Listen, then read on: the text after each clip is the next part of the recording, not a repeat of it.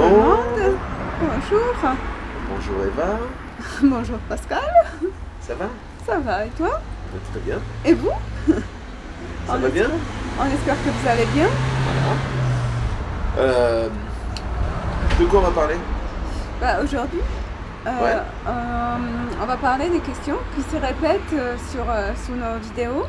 Il y a pas mal de personnes qui nous posent la question pourquoi ne pas s'installer ensemble? Pourquoi on ne vit pas ensemble? Voilà, donc on va expliquer pourquoi on vit pas ensemble justement. Et puis avant ça, on vous montre un petit peu notre journée à chacun de notre côté en fait. Moi dans mon camping-car et Eva chez elle dans son appartement. Et donc on va quelques petites séquences pour vous montrer un petit peu comment la vie elle peut se passer et comment ça peut être différent chez l'un et chez l'autre. Voilà. Donc on vous dit bonne vidéo et puis continuez à vous abonner. Hein. Et ça nous fait très plaisir les commentaires et tout, n'hésitez pas. Et puis eh bien à plus tard. À tout à l'heure. À tout à l'heure.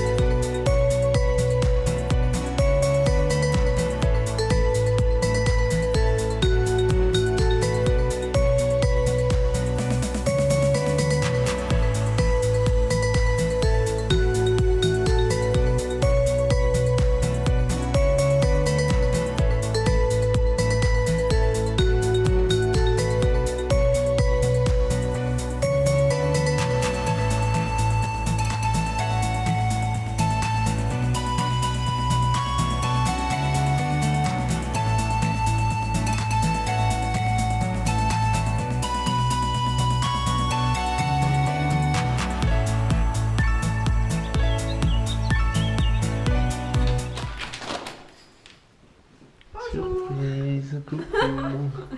Bonjour. Bonjour tout le monde. Bonjour. Bienvenue dans ma maison. Bah, un jour, on fera visite aussi de Voilà. mon appartement. Je vais me faire payer le café là en fait. De bon matin, avant qu'elle aille travailler. Allez, à plus tard. À Ciao, plus. ciao. Au revoir.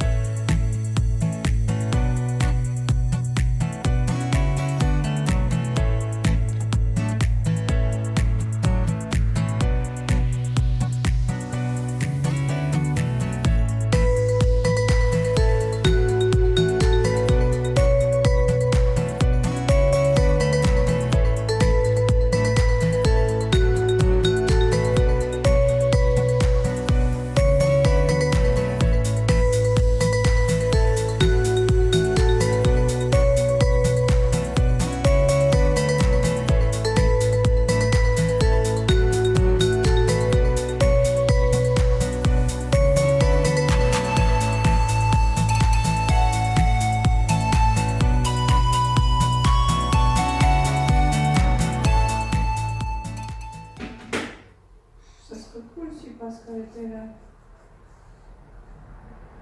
Peut-être je vais l'appeler, peut-être je vais lui envoyer un message.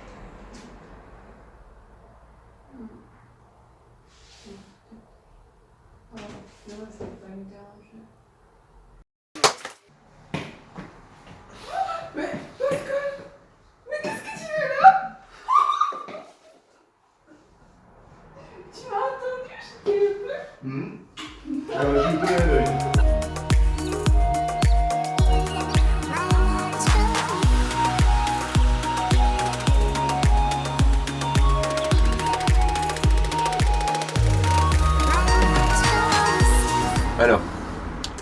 Alors qui le commence? problème, voilà, commences? bah, qui Tu commence, Vas-y, je sais pas, comment, si c'est moi qui commence ou toi. C'est toi qui Tu préfères que commence. c'est moi qui commence. On n'aura plus le temps de dire après, Bon. j'aurai plus le temps de dire. On va faire vite. En fait, je sens pas des pieds comme j'ai pu le dire dans certains commentaires, c'est pas ça. Je sens pas des pieds. Parfois, si. Ah, bon, bah, alors de temps en temps, je sens des pieds. Mais c'est pas pour ça qu'on vit pas ensemble. Hein, on va dire que bon. Alors, ça fait 3 ans maintenant qu'on se fréquente. C'est vrai qu'au départ, je pense qu'on avait pour projet de s'installer ensemble au départ. Hein. Oui. On avait pour projet de s'installer ensemble. Et puis la vie a avancé. On avait chacun nos contraintes de notre côté. Et on s'est rendu compte en fait que la vie en couple, peut-être aussi par rapport à nos anciennes expériences, ça provoque une espèce de routine, comment on pourrait dire ça? C'est même pas une routine, c'est un peu des habitudes. Il y a la routine, il y a la lassitude. En fait, moi, c'est depuis que j'étais toute jeune, j'ai observé toujours les couples et j'ai remarqué que en fait, tous les problèmes souvent commencent quand on s'installe ensemble. Après, l'étape suivante, c'est quand il y a les enfants qui viennent qu'il y a des conflits supplémentaires, mais que vivre ensemble, c'est un peu tuer l'amour. Après, pas dans tous les cas, hein, je généralise pas parce qu'il y a sûrement des gens qui vivent ensemble et que ça se passe très bien, mais je pense que c'est quand même très rare. Dans notre cas, on a remarqué que si jamais on se prend la tête ou ça ne va pas, Ouais. quand on va chacun chez soi, on réfléchit et la personne nous manque. Et on revient sur des bases plus sereines en fait et plus réfléchies. Ça c'est un point assez important. Ouais. Et puis quand on vit ensemble, on se prend la tête, la tension se prolonge un peu dans le temps. Parce qu'on doit supporter cette personne qui nous a énervés dans ce moment, qui tire la tête, que ça crée l'ambiance et c'est comme si ça gangrénait. Parce qu'on se dit, je suis obligée de rester là à supporter cette situation. Pourquoi elle se comporte comme ça? C'est vrai qu'en fait, en rentrant chez soi, on a le temps de ruminer. Quelquefois, les premières minutes ou la première demi-heure, on est rentré et puis on se dit, elle m'a énervé, machin. On s'énerve un peu tout seul. Et puis après, on relativise, on commence à réfléchir. On commence à prendre sa part de responsabilité. Le recul permet de faire ça en fait. Et quand on se retrouve, chacun a mis un peu d'eau dans son vin, chacun a réfléchi à la situation, on tient l'un à l'autre, donc forcément on trouve ce qui a cloché chez nous-mêmes, et du coup on repart plus facilement. Ça je pense que c'est un point important.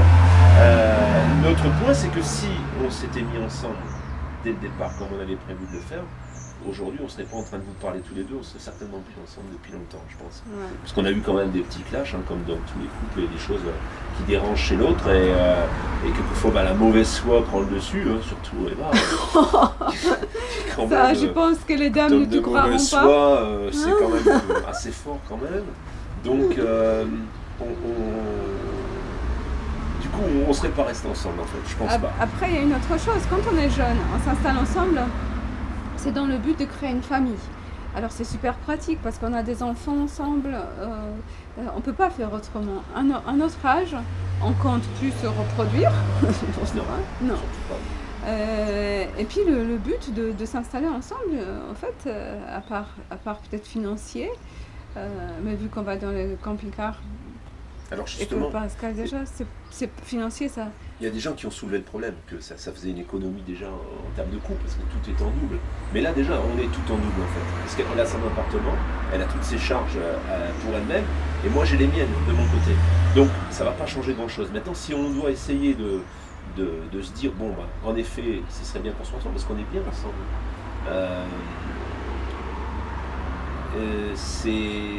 De le faire un peu comme ça, je pense que ça ne tiendrait pas. Je ne sais pas si c'est ça que je voulais dire. Je sais pas. Je suis passé, et puis du coup j'ai perdu l'attention de ce que j'avais à dire. Ça va me revenir. Ouais. Et puis on a nos passés déjà. Pascal, il a 2 enfants en bas âge. Moi j'ai un fils qui a 19 ans. Quand je regarde un peu les couples autour de moi, c'est vrai que les familles recomposées, c'est vraiment pas facile, c'est pas évident. C'est sportif. C'est sportif. Il y a une grande différence d'âge entre nos enfants, ils pourront pas jouer ensemble, ça c'est sûr. Il y a, comme un peu dans toutes les familles recomposées, Pascal il a une façon d'élever les enfants. Moi, j'ai une autre point de vue. Souvent, là où il prend ses enfants dans les bras, moi, j'ai envie de les gronder. Là où il est grande, moi, je les prendrai dans les bras. Alors moi, j'interviens pas du tout dans sa façon d'éduquer ses enfants, je m'en mêle pas du tout. Mais par contre, si on vivait ensemble, si je devais supporter ça... C'est s'en mêler en fait. Ouais, je pense qu'à un moment ou un autre, et pareil Pascal. Pascal, il a un caractère assez fort aussi. Et puis ma façon de gérer mon adolescent ne lui plaît pas, ne lui convient pas forcément non plus. Du coup, on ne vit pas vivant ensemble, on évite énormément de problèmes. À part lassitude, à part le train-train qui s'installe. C'est vrai. C'est vrai. Ouais. Et alors il y a un autre point, c'est que par exemple, hier soir j'ai dormi ici. Bon, et bien c'est comme si c'était presque une fête en fait. C'est comme si on appréciait plus l'autre parce qu'on ne le fait pas tous les jours. On le fait comme ça de temps en temps, ça peut arriver quelquefois, c'était 2-3 fois par semaine. Là en ce moment, c'est un peu plus espacé. Voilà, on se lève le matin, il n'y a pas la routine, il y a C'est un événement qui est agréable. En fait, c'est comme si la plus belle période souvent dans notre couple, c'est les fiançailles. La plus belle période. Ouais. La plus belle période, c'est quand on se fréquente avant de s'installer ensemble. Et puis en fait, c'est un peu comme si on prolongeait cette... C'est ça, on prolonge cet état de bien-être, on n'est pas se forçant de se rendre dépendant de l'un de l'autre, ni financièrement, ni au niveau du ménage, ni au niveau de linge, de trucs, tout ça. En fait, on est ensemble. On sait pourquoi on est ensemble. Voilà. Pour le plaisir, parce qu'on a envie d'être ensemble, pas parce qu'on est obligé. C'est pour vraiment l'attachement qu'on a l'un à l'autre par rapport à ce qu'on ressent de l'autre. Il n'y a pas de côté pratique, hormis mon linge que j'ai profité pour emmener hier. Et encore pas tout, parce que tes chemises, tu emmènes au pressing. Parce que moi, je ne repasse pas les affaires. Pas beaucoup, en fait. mais c'est vrai que ça évite beaucoup d'ennui, ce qui n'empêche pas qu'on se voit pratiquement tous les jours. On se voit tous les jours, on fait plein de choses ensemble. Moi, je sais qu'avec mon ex-mari, par exemple, lui, aller avec moi boire un café dans un salon de thé ou boire un verre, il ne voyait pas l'intérêt. Pourquoi on va aller dépenser l'argent si on peut rester à la maison ? Nous, on le fait régulièrement. On fait, et puis, ce qui est fou, ça fait 3 ans qu'on est ensemble. Et dès qu'on sort, c'est super chouette, c'est toujours excitant qu'on aille boire un verre. En fait, on n'apprécie pas ensemble. Et ça, c'est un peu dû au fait on partage pas tous les tracas quotidiens d'une vie de couple normal, avec les problèmes de ménage, de distribution des tâches, les papiers, tout ce qu'on peut supporter dans un couple aujourd'hui. Des trucs, et même des trucs tout simples. Pascal ne supporte pas si je mets la crème. Là, quand il est la nuit qui n'est pas là, je peux me badigeonner de l'huile partout. Je vais mettre la crème. D'attraper un bout de, je sais pas, Et une autre chose, c'est quand on se rencontrait, toi, tu étais complètement contre ce principe. Il fallait, parce que c'est mon idée à la base. Moi, j'observais ça, j'étais mariée. J'avais un schéma familial bien. J'ai vécu 18 ans. Avant ça, j'ai vécu une relation de 8 ans. Et j'observais toujours les couples. Mes parents, autour de moi, comment ça se passe. Pourquoi ça cloche, à quel moment. J'adore la psychologie, j'adore les relations humaines. Ouais. Et au début, j'avais mal à te convaincre. Pour toi, c'était que je t'aimais pas, que ça ne va pas. C'était pas concevable pour toi. Moi, j'ai passé ma vie à essayer de reproduire le schéma de mes parents. Donc, et j'ai essayé de le reproduire plusieurs fois. Et ça, à chaque fois, je me suis pris les pieds dans le tapis. Jusqu'à la dernière fois où maintenant j'ai des enfants en bas âge, alors que j'ai plus de 50 ans quand même. Et voilà. Et j'ai enfin compris que c'était inutile d'insister. Alors ça va un petit peu perturber toutes les familles en fait. J'espère qu'on va pas leur faire peur. Mais il y a vraiment un gros intérêt à prendre du recul et à avoir chacun son espace en fait. L'histoire de pouvoir se récupérer et de pouvoir être mieux avec l'autre. Voilà. Après, au niveau du point de vue psychologique, dans le couple, il y a toujours quelqu'un qui... En fait, il y a toujours soumis et dominant. On a tous des caractères ou avec des prédispositions, ou parfois on est dominant, parfois soumis. Et c'est vrai qu'avec Pascal, on a plutôt tous les deux des caractères assez... Je dirais, mais pas toi, peut-être tu es dominant. Moi, j'ai besoin d'être à égalité. moi j'ai besoin d'être comprise de ce que j'ai dit. Toi, tu as besoin d'avoir plus raison. C'est à celui qui va lever la patte sur la jambe de l'autre. Après, il y a des gens. On renifle pas les fesses. Après, il y a des gens qui sont très dociles tous les deux, qui sont très doux tous les deux. Ben, moi, je suis douce. Alors là, je pense qu'on peut vivre ensemble dans un camping-car. Mais un camping-car, c'est tout petit déjà là-bas. Déjà dans un appartement, il y a des conflits. Alors dans un camping-car, pour moi, c'est difficilement imaginable. Et puis là, on va suivre 2 camping-cars. C'est comme si on avait une maison en face de l'autre. C'est comme si on avait 2 pièces. C'est comme si on vivait ensemble. Si on avait 2 pièces séparées. 2 pièces. Après, au niveau du coût, déjà, comme un camping-car, le coût est tellement réduit. Que je pense que c'est pas... disons que même si on est chacun dans notre camping-car, si on regroupe les 2 coûts, ça coûtera de toute façon pas ce qu'on dépense dans une maison, je pense. Ce sera de toute façon en dessous. En dessous, non, ce sera jamais autant que je pense dans une maison, sauf s'il y a des pépins, des places. Voilà, mais je veux dire, même en regroupant les 2 vies ensemble, on serait moins élevé qu'une seule personne qui vit dans un appartement comme le tien. Oui, alors voilà pour tout ça. Ce qui n'empêche pas que ça c'est un autre mode, c'est pas, je dirais pas que c'est mieux, c'est un autre mode de vie. C'est le nôtre, on va dire.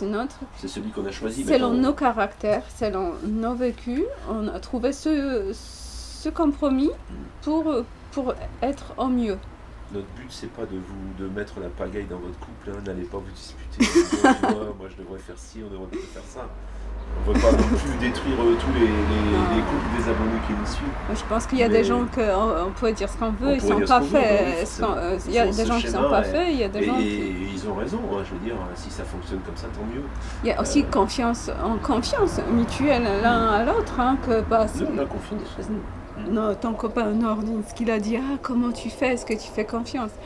Voilà, avec mon ex-mari, je sais que ça n'aurait pas été possible de vivre, j'aurais pas pu, question de confiance. Là, forcément, si on a un naturel jaloux et on a un manque de confiance en la personne, on se demande toujours ce qu'elle fait en fait. On peut se dire, tiens, je suis parti, maintenant qu'est-ce qu'elle fait? Là, moi je pars une semaine voir mes enfants, en fait je les emmène en camping-car à partir de vendredi là, ou de samedi. Je ne me fais aucun souci. Par contre, souvent, quand tu pars ou quand on se voit pendant quelques heures, parce que c'est trop éloigné, c'est vrai que moi, j'ai mes écouteurs, mon portable, quand je ne travaille pas, mon portable sur moi, et puis on est tout le temps presque connecté. Le téléphone, dans la journée, c'est vrai qu'on peut s'appeler 2-3 heures d'affilée, facile. Quand on n'est pas ensemble, quelquefois, même les soirées, on a chacun nos écouteurs. On fait chacun ce qu'on a à faire, mais on est connecté, on est relié. Oui. Voilà. On espère qu'on a répondu un peu à vos questions. Vous n'allez pas avoir peur du tout, vous allez continuer à nous suivre. Voilà. C'est tout. Je pense que c'est tout. Si vous avez des questions, des conseils, des choses à partager. Même un avis, n'hésitez pas. Avec plaisir. Tous les goûts sont dans la nature. Voilà. On vous souhaite agréable journée ou peut-être soirée. Soirée ou après-midi. Là, certainement, on la diffusera samedi soir. Donc, si vous voulez regarder devant l'apéritif, trinquer à votre santé. On vous embrasse très fort. Et puis... On vous fait un gros bisou. Et alors, j'en profite pour dire que mes capteurs solaires, en principe, arrivent là à la fin de la semaine. Donc, ce sera peut-être pas pour la prochaine vidéo, mais peut-être pour la suivante. On fera un petit tuto, je ferai une petite présentation de tout mon équipement pour ceux que ça intéresse, parce que je sais que j'ai eu des questions aussi. Je leur promets une vidéo bientôt, mais c'était conditionné par la réception des capteurs, des panneaux solaires que j'ai commandés. Voilà. Ok, c'est tout. Voilà. À bientôt. À bientôt. Au revoir.